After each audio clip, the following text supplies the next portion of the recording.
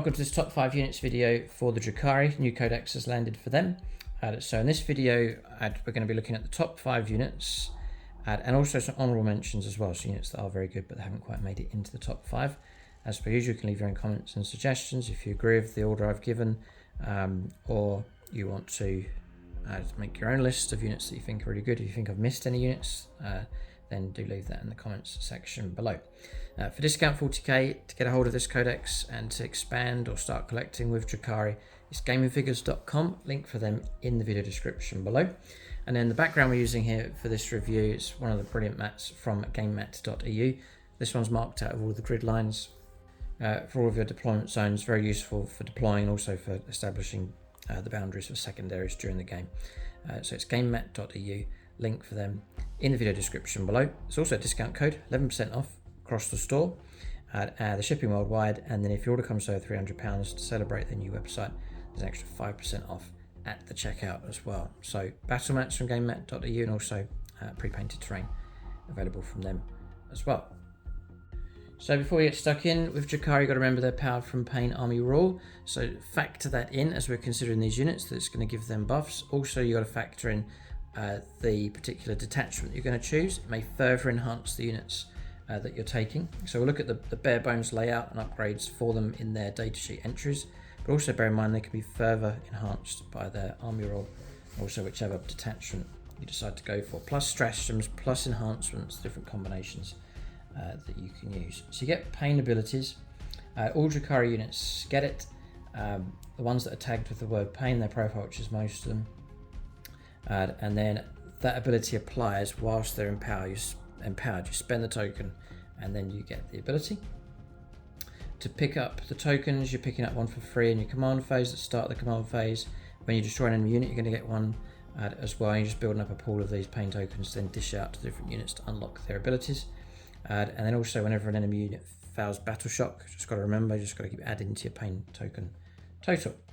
And then your abilities, you dish them out, and then your ability is in your datasheet. It tells you when you spend your Power from Pain token that this is the ability that you'll get. You'll see some examples of that as we go along. So first up then is some honourable mentions, and then we'll go through my top 5 like in reverse order. So we'll finish the video with the top choice. I'm going to give reasons why. If I was to recollect Drukhari, because I had them once and then moved them on. I collected them, played games, like a lot of games, and for about 10 years, so I just decided to move them on. But it's still a great faction, seem to be performing really well at the moment. A few new sculpts and models have come through for them on top of a very strong resculpted range anyway, so great faction to collect for sure.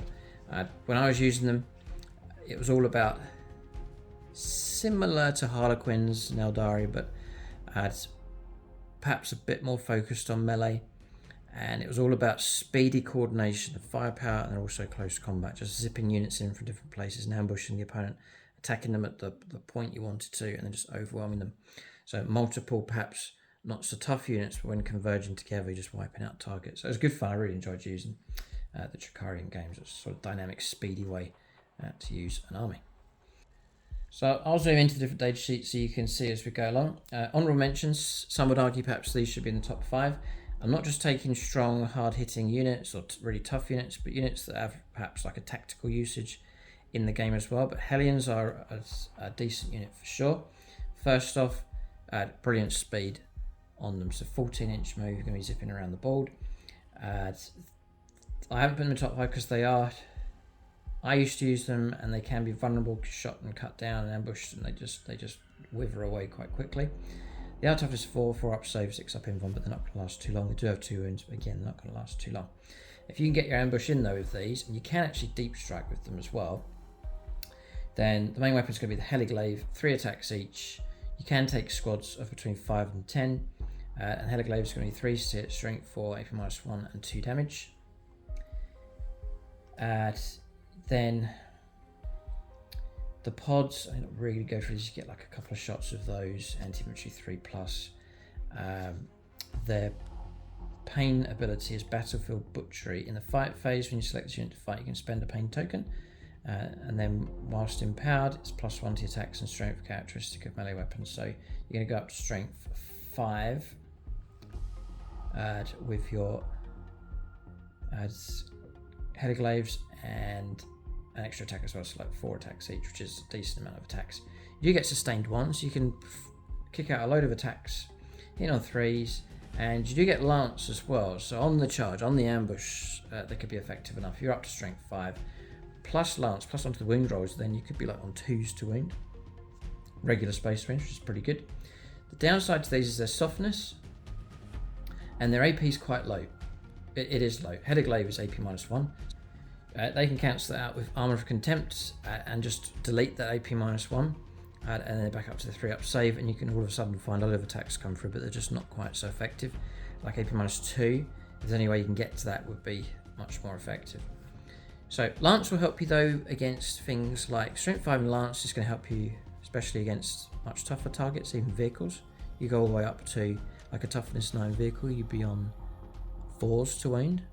Strength 5, 5s to wound plus 1 to wound roll, so effective enough. I just think they're too soft. They might be like one-hit wonders. They go in once, then the opponent just wipes them out. So I haven't put them in top 5, but there's strengths to the Hellions for sure. Next up, if I just go this direction,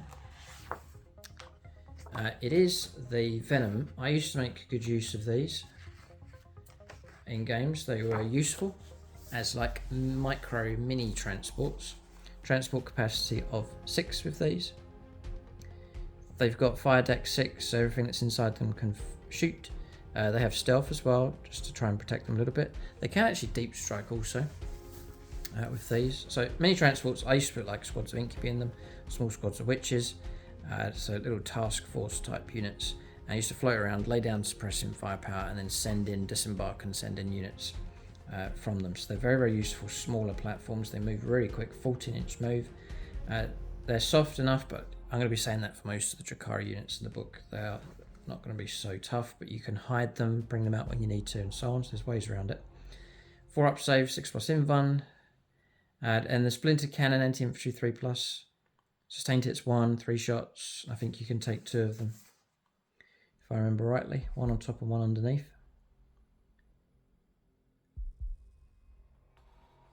Yeah. Splinter Cannon, Twin Splinter Rifle, which you can swap out for a second Splinter Cannon. So 2 of those, like 6 shots with sustained 3s to hit. It's 3s to wounds, pretty useless against vehicles, but anti-infantry 3+. AP -2 and 2 damage. The pain ability of these, when you select it to advance, you can spend a token. Units can disembark from this model after it has advanced. You can advance and disembark. You won't be allowed to charge, but you can give that extra bit of stretch if you need it. So you can call upon that token just at the right time. If you need that bit of extra move, perhaps to get some kind of shooter unit in range, in line of sight, then you can use that for the Venom. It can transport warriors and witches. And yeah, no, it can transport more than that. It's just regular infantry. It's talking about splitting units here as well, so you can do that before the battle. So I rate the Venoms nice and quick. Mini transports, which are very, very useful, as you can have them operate on their own. They're handy for like quiet objectives. I used to sit them out on flank objectives, have a unit inside, the opponent's got to try and get through the transport, then the unit disembarks, and then they've got to try and take out the unit inside. So it's quite a difficult, multi-layered, cheaper target to try and get through. So I rate the Venoms, that's why they're in the honorable mentions, but not quite enough to get to the top 5. Next is regular Witches.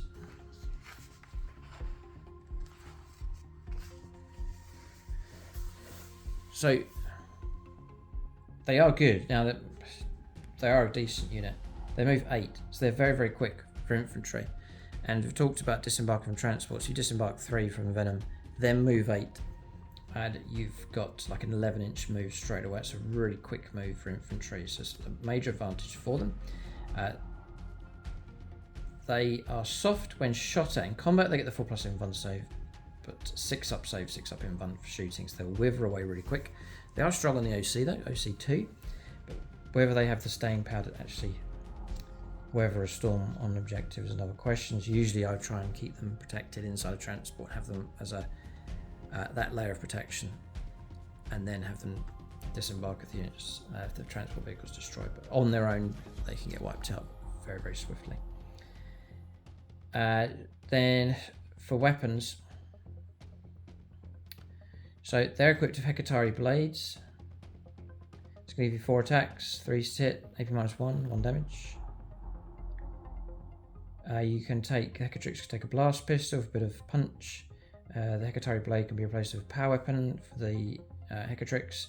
Up to 3 witches each can have their splinter pistol and Hecatari blade replaced with one gladiatorial weapon. That's the multi-style, all sorts of different types of weapons, different shapes they have for those. Those will give you 5 attacks and 3s, strength 4, -2 and 1 damage. Really, they're a shreddy type unit for taking on hordes.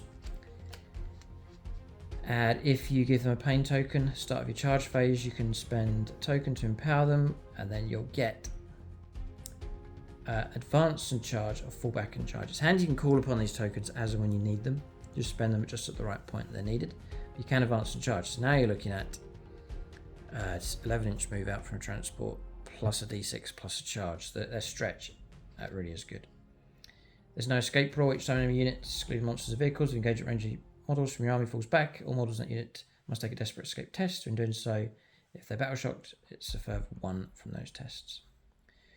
So again, they're okay, especially against either 2 targets, because the picture here is them fighting against Eldar fire dragons. If they go after a smaller elite unit, they could plaster them with so many attacks you could overwhelm them, or they'll be good against your horde type units, trying to cut away chaos cultists or tyranny gaunts or something just to get through those and clear screens. Very, very useful indeed. They can zip in very fast. The downside is that's all they're pretty much equipped for. They do have grenades. They can do something against vehicles and tougher targets.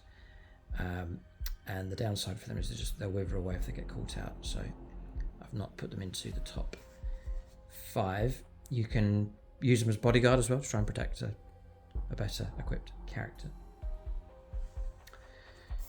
Next up, and I have to say there are plenty of good unit choices for the Drukhari. You're not struggling for unit choices by any means. Here we go. Next up is Scourges.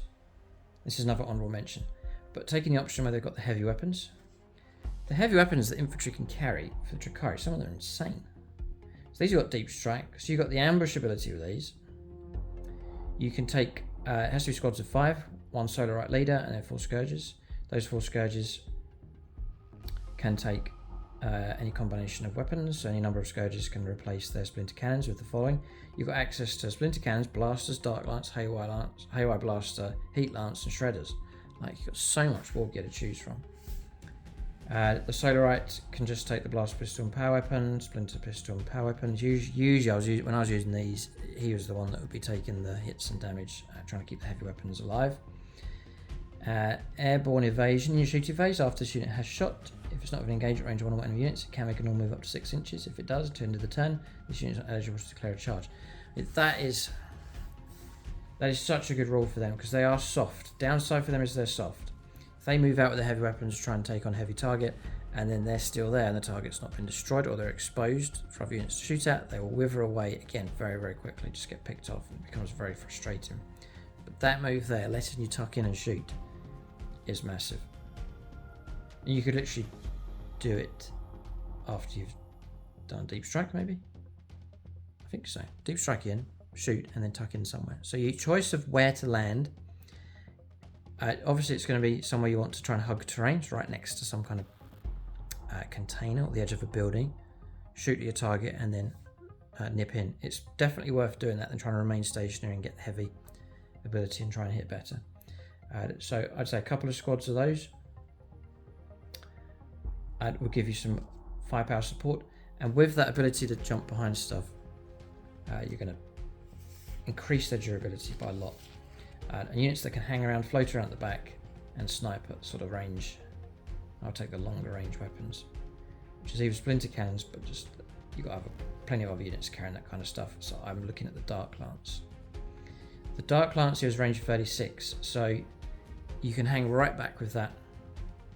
They've got 14-inch moves. They can move around very, very swift. They're not going to last you too long, so you've really got to try and keep them alive. The Dark Lance is going to give you one shot needing a 4. So they will be hit and miss. 4 of them. You can take 4 of them with Dark Lances, so you're looking at usually like 2 of them will get their hits. Then Strength 12, nice, good strength on these. AP -3 and D6 +2. It's like the Bright Lance, basically. You've got Haywire Blaster, range 24, so the range isn't too bad on that one. And this is if you need anti-vehicle stuff. It's Devastating Wound, anti-vehicle 4+, so only 4s to wound will go straight through to the Devastating Wounds. It's 2 attacks each, so you get 8 attacks for the unit if you gave them all Haywire Blasters. And again, like 4 of them will probably hit, because it's 4s to hit. This do get heavy from range stationary if that's possible.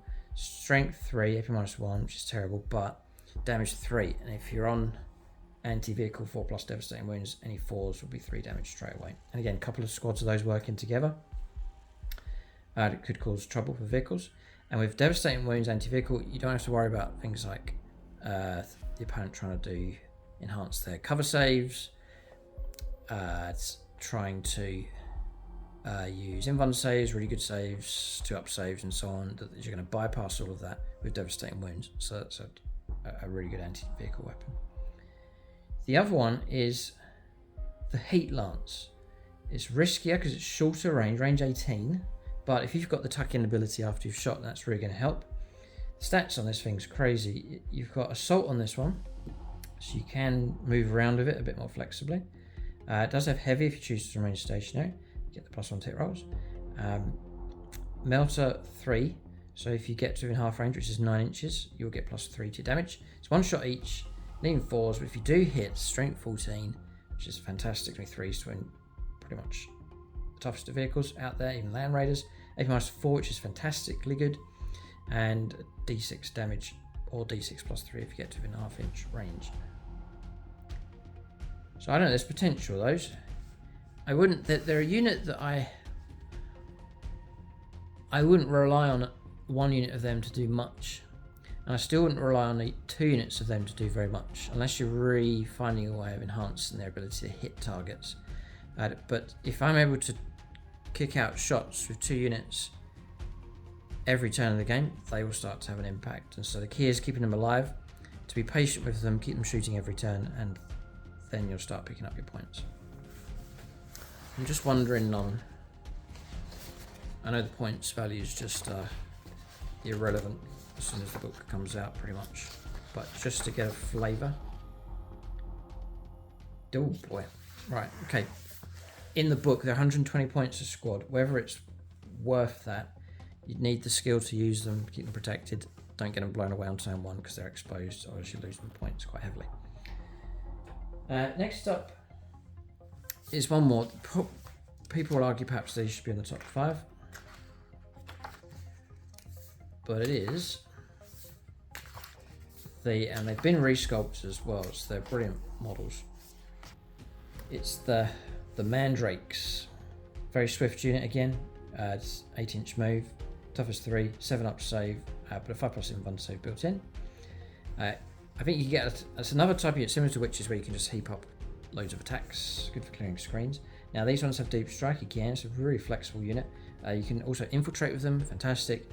And you can they also have stealth as well. So plenty of abilities for them.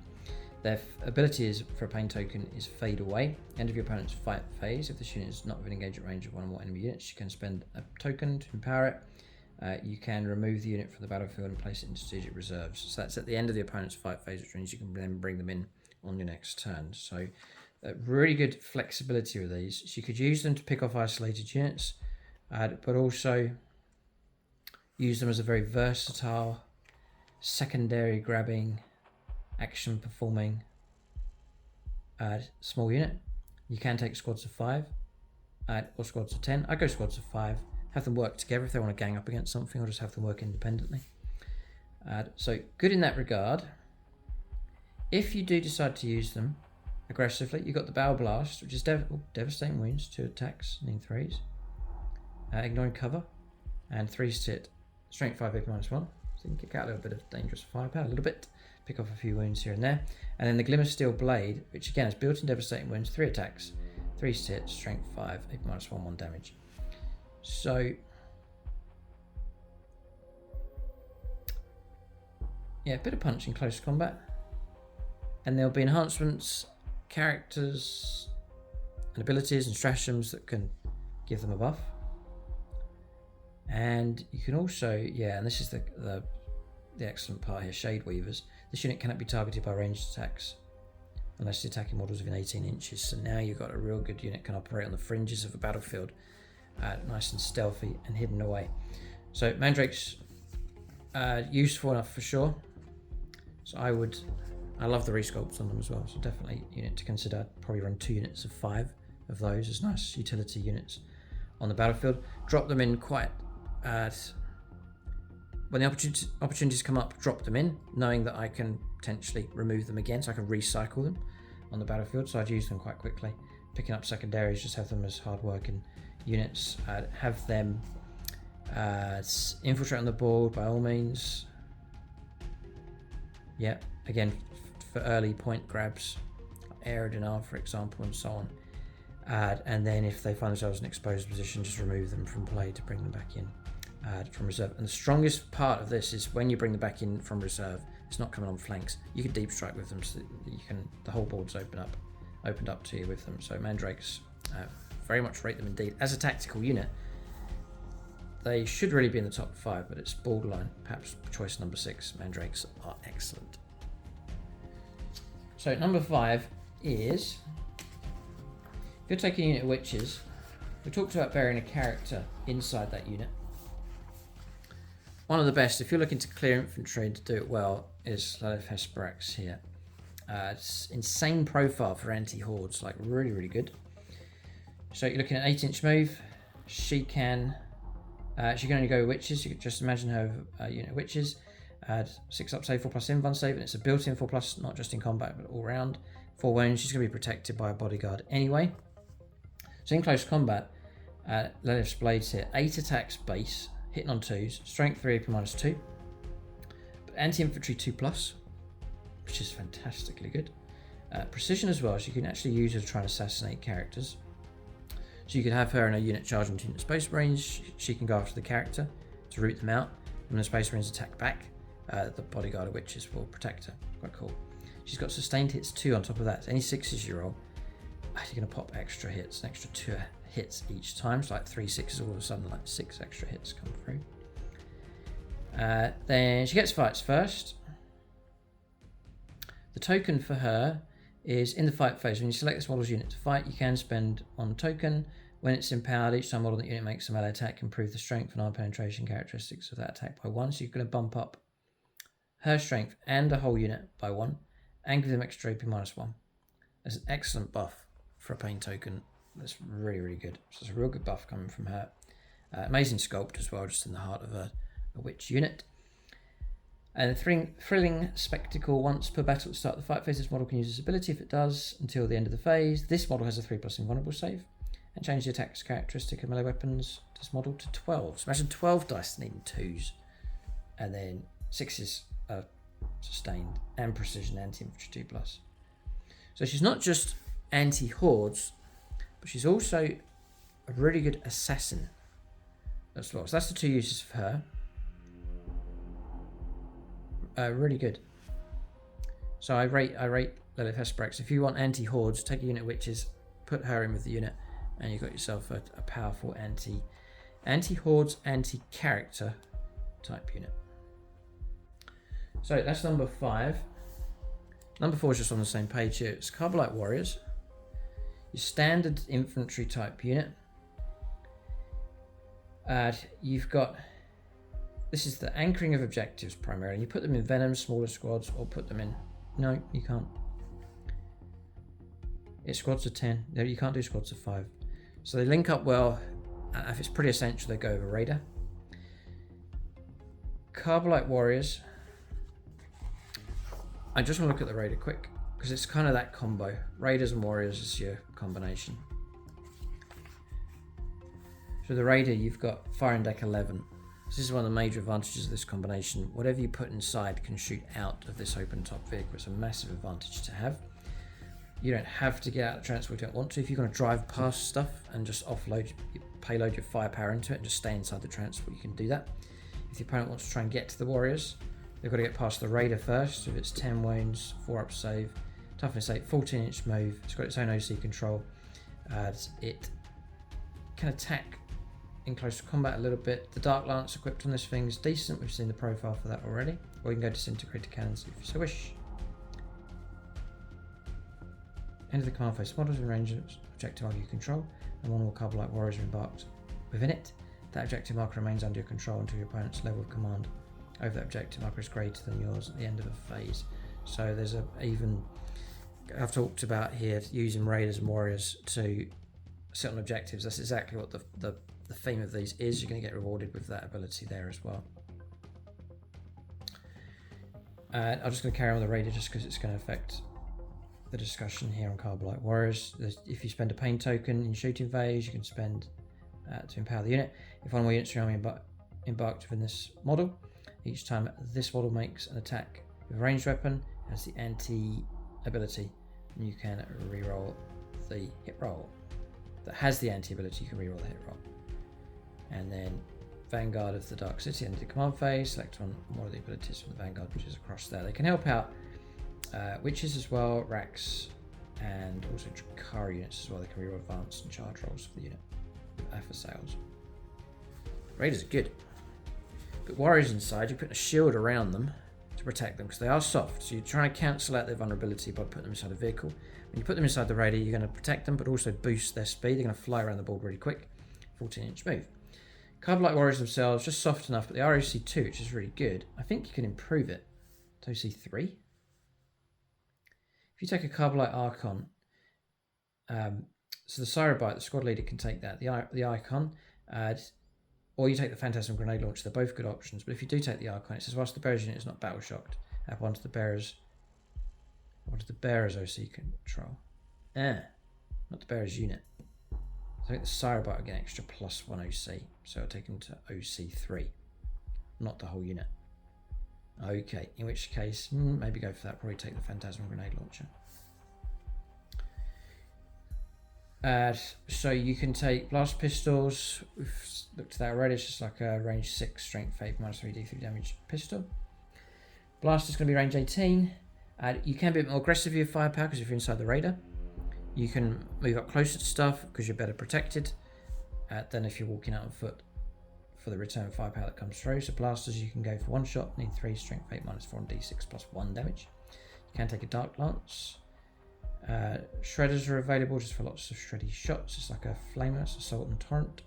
Splinter cannon, splinter pistol, splinter rifle, the regular rifle, range 24, anti-infantry 3+, assault weapon as well. So I would take a variety of weapons, usually for a bit of. What I used to do with my Drukhari was I didn't have many units that were totally dedicated to anti-tanks. I knew the opponent would just take them out, soft target, and they're gone. So I used to spread out my anti-tank around all of my units. So I'd have a Dark Lance in every raider, I'd have a Dark Lance inside every Carbonite warrior squad, and then just have those spread out around every as much as possible. So the opponent would just have to try and grind through one unit at a time to reduce my anti-tank capability down, instead of just going after the anti-tank unit or units, take them out, and then all of a sudden it's cut down. But it's not. It's actually spread out across multiple units and vehicles across the army. So I would do the same with the Carbonite warriors. I'd try and give them anti-tank ability as a further anti-monster, anti-vehicle capability. In which case I would take the Dark Lance. So you can take a power weapon, the Cyrobite. You can take the Phantasm Grenade Launcher, which is good. Here it is. So when you take Phantasm Grenade Launcher, the bearer's unit has smoke, and they also gain grenades. I'll definitely take that. If you get grenades, you've got some close range anti-tank ability. I can't see why you couldn't throw them out of the vehicle. So you could do drive-by grenade throwing. Very cool. Very strong, really strong. The Cyrobite Splinter Rifle can be replaced with a Blast Pistol or a Splinter Pistol. I'll take the Blast Pistol. And the Carbonite Warrior's Splinter Rifle can be replaced with a Blaster. I would take a Blaster. One Carbonite, as one of them can do it. So you've got a squad of 10. One of them is a squad leader with a decent pistol and the grenade launcher. One of them can take a Blaster. One more can take a Dark Lance, and I definitely would. One of them can take a Shredder, and I certainly would. And then one Carbonite Warrior's Splinter Rifle can be replaced with a Splinter Cannon. I'd take all those. That's kind of weird. You can get 2 heavy weapons in there. But I just max out. Take all the weapons you can. Gunboat, firepower support, protect them inside the raider, anchor objectives. And you probably want 2 or 3 squads like that. I don't think they're going to cost you too much. You probably want 1 or 2 to push out to no man's land, to not be the forefront of the fighting, but to move out carefully and to anchor and sit on top of objectives. One perhaps to sit on the home objective, do the same. But Carbonite Warriors are in. They're great because they can be joined by all different types of characters as well. But I would usually keep them cheap, run them in a raider, and just use them as guard duty and firepower support. Next up, something different. Always one of my favourite sculpts, and that's Reavers. They are so fast. They've always been fast on the battlefield, but they're so quick, which is very, very useful in 10th edition for getting into table quarters, enemy deployment zones, grabbing objectives, just all sorts. And have them as hard-working, speedy dispatch type units you can just send anywhere on the battlefield for grabbing objectives, picking up points, but also for combat and firepower support. Also, not on their own as a standalone unit, but to contribute, to chip in and help. You've got a 16-inch base move, which is so fast on the battlefield. Your toughness 4 up save, 6+1 save. They're not going to last too long. So I'd hide them, tuck them behind buildings and so on, and then just burst out just at the right point when they need it. They do have OC2, which is really good. You've got 2 wounds each, but they are soft. It's squads of 3 or 6. I would go for squads of 3 for sure, because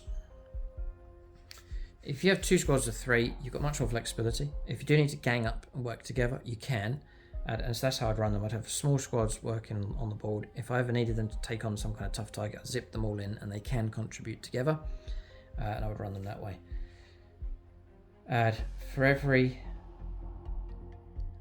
For close combat, the blade veins are pretty good. They're really good.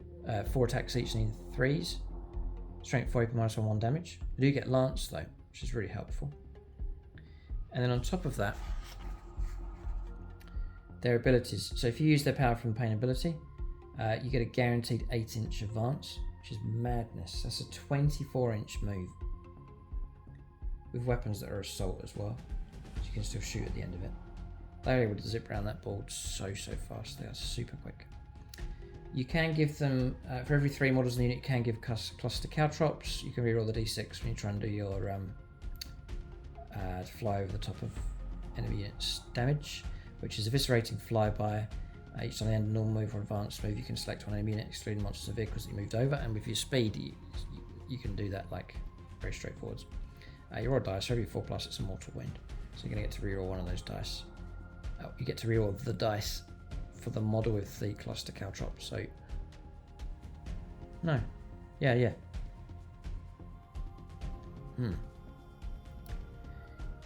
Yeah, it's either you roll all the dice and choose to reroll one of them, or you have to reroll the dice for the model that has it. I'm not sure on the interpretation of that one, but either way, it gets you the reroll. Try and cause mortal wounds, or you can go for Grav Talon.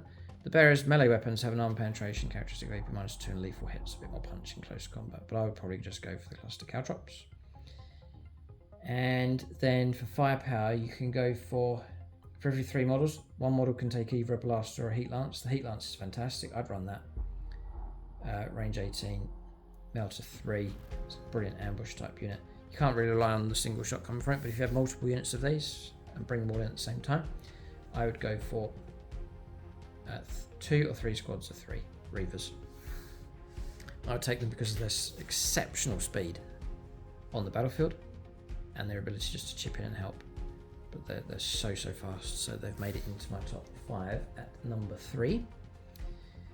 Then number 2 is one of the new sculpts, Lady Malaise Crosshair. It's a really good profile for this model.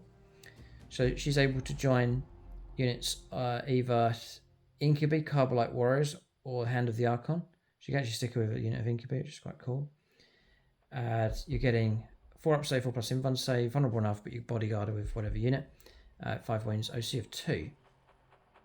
So she's made it to the top because for a character, she's fantastic in close combat. You've got the Lady's Blade, which is hazardous, but it's 6 attacks and 2s, strength 5, AP -3 and 3 damage, which is really good. It's also devastating wounds as well, so it's really strong. Real like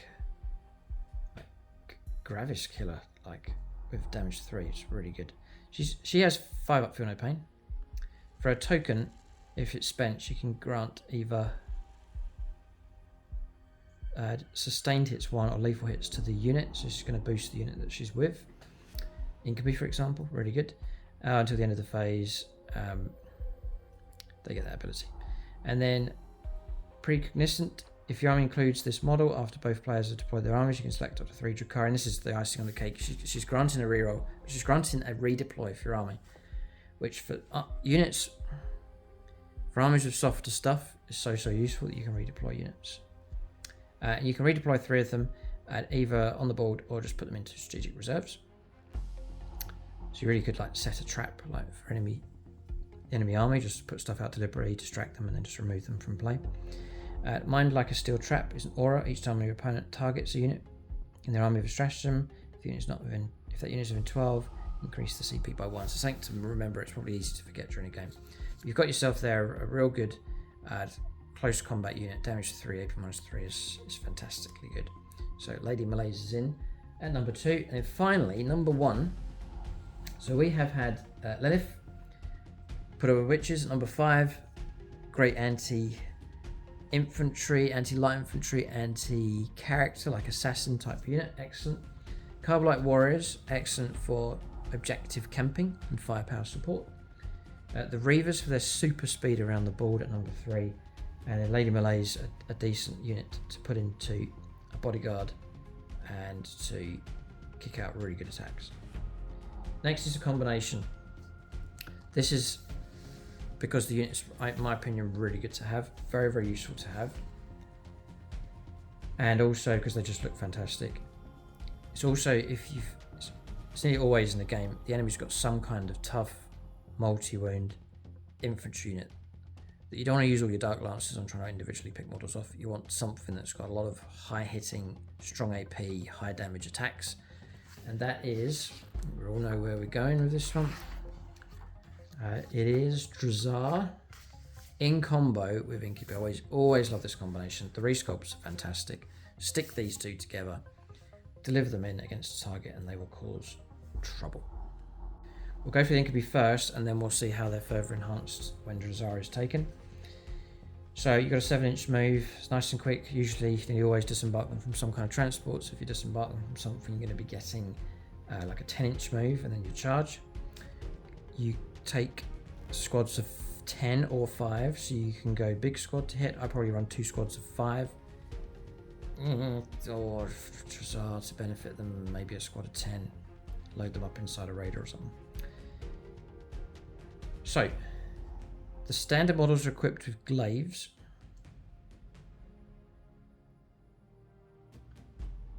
And that's going to give you 3 attacks each, needing 3s. Strength 5, AP -2 and 2 damage. So they're marine killers. You then can go demi-glaives on the Clavex. And you can do 2 different attacks for that. So you can go 4 attacks, needing 3, strength 5, AP -2, 2 damage. Or you can sweep with it with dual blades. 6 attacks, needing 3s, strength 4, -2, 1 damage. There's that option there. So far we're at sort of marine killing abilities, but not so high impact. The Incubi Shrine token, once per battle, for each Incubi Shrine token this unit has, you can change the result of 1 hit roll, 1 wound roll, made for a Glaives or Incubi model. With this ability to unmodified 6, you can manipulate the dice a little bit. And then place an Incubi Shrine token next to the unit. Similar to Eldar Aspect Warriors almost. Then for their own built-in ability for power from pain, in the fight phase, when you select this unit to fight, you can spend a token to empower them. Each time model on this unit makes a melee attack that targets an infantry unit, then you get Devastating Wounds. So there's the ability to switch on Devastating Wounds. As I said, you're going after heavy infantry. It would be my usual target. And if you've got Dev Wounds, now you're starting to cut better through your target. And you've got Tormentors that start the fight phase. Each enemy unit with an engagement range of 1 or more units. This ability must take a Battle Shock test. And each time model this unit makes a melee attack that targets a Battle Shocked unit, add 1 to the hit roll. So you can increase your hit roll if they're Battle Shocked to further enhance their pain. So far I've got a unit that's okay and dangerous enough. Then you put Drukhari with them in combo.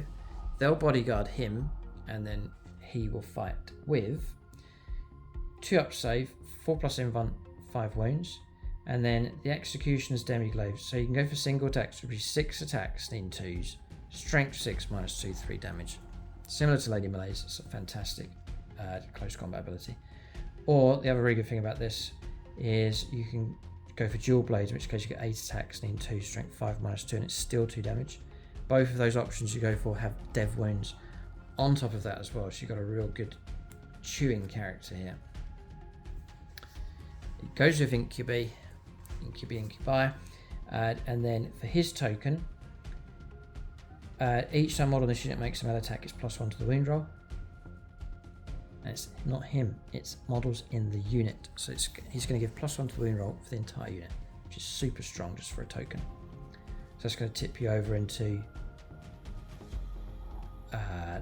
charging into Space Marines, for example. You're going to be on like 2s to wound with that, which is scary.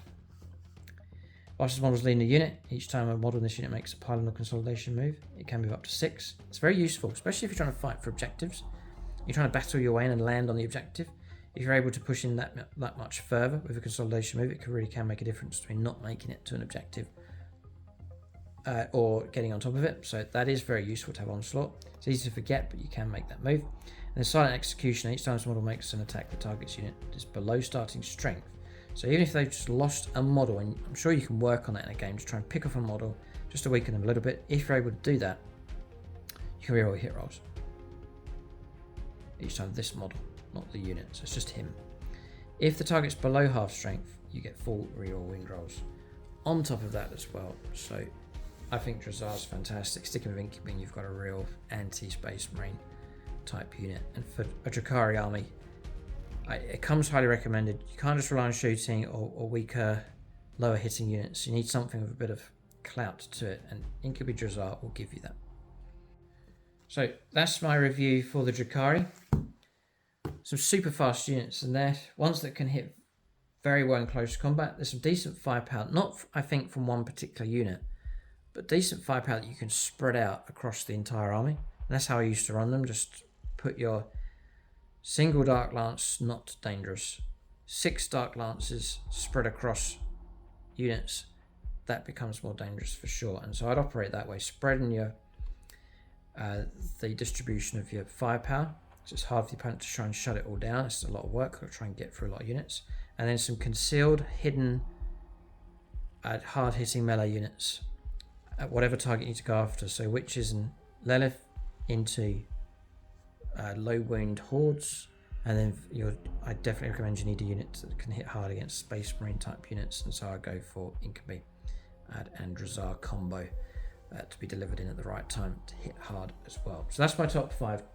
Drazar Incubi at the top, Lady Melee's at second, the Reavers, super useful unit, at number 3, the Warriors at number 4, Lilith at number 5, put her with Witches, and then honorable mentions to the Hellions, the Venom, the Witches, the Heavy Weapon Scourges, and the Mandrakes. Let us know what you think of that order. Are there any units I've missed out? Any units that are really good? Drop them in the comment section below. And hopefully this video has been a bit of a guide for you for selecting the right units, the best units to use if you're in Drukhari Force.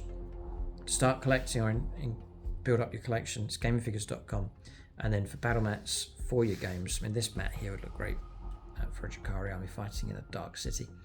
It's gamemat.eu, and make use of those discount codes in the video description below. Thanks for watching. Tune in next time.